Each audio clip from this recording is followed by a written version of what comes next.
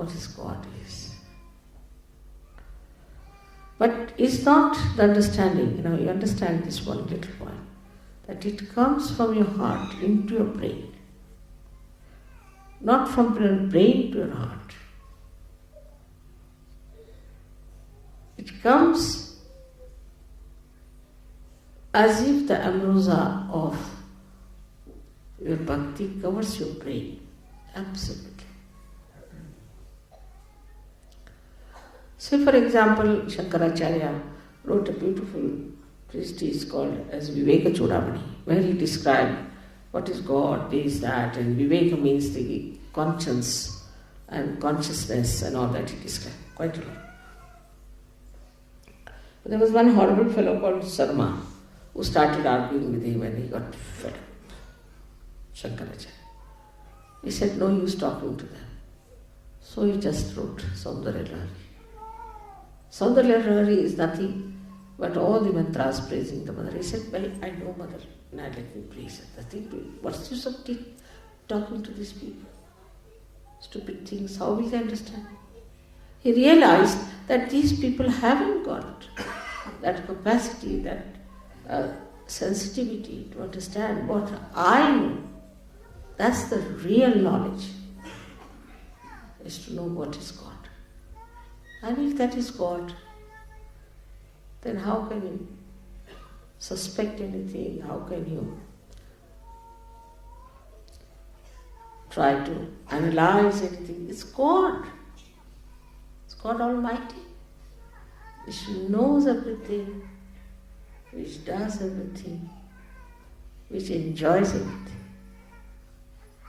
That is the one we should say is the jnana, is the knowledge, is the true knowledge, the pure knowledge is not the knowledge of chakras, not the knowledge of vibrations, not the knowledge of Kundalini, but the knowledge of God Almighty. And the knowledge of God Almighty is not mental. Again I tell you, it starts from your heart and goes to your brain. Something that comes out of your experience of joy and covers your brain. So your brain cannot deny it anymore. Like sometimes when you have your mother, little mother, you know the love of your mother.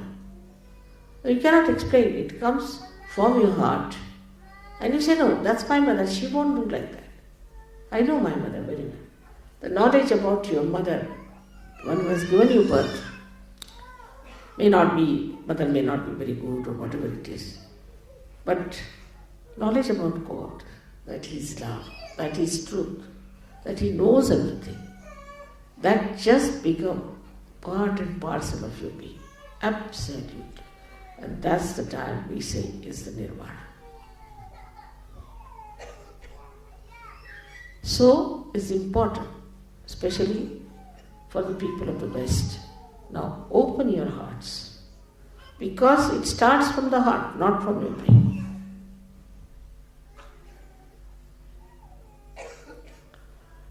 Do not judge people on vibrations. Judge yourself all the time. I had told that Shiv Puja means more explanation, more understanding, more thing, because in other pujas we do all these mantras, this, that. But in this puja is to know the knowledge, it's God. And to know that you know God itself is so great. Whatever it is, she may be Mahamaya, she may be anything, but I know. It cannot be described in one book, it cannot be described in 100 books. It cannot be described in words, but to know that's God. After all, that's God. God Almighty. And that gives you that beautiful surrender, where you just feel absolutely secure in that ocean of love. I wish you all to achieve that state. May God bless you.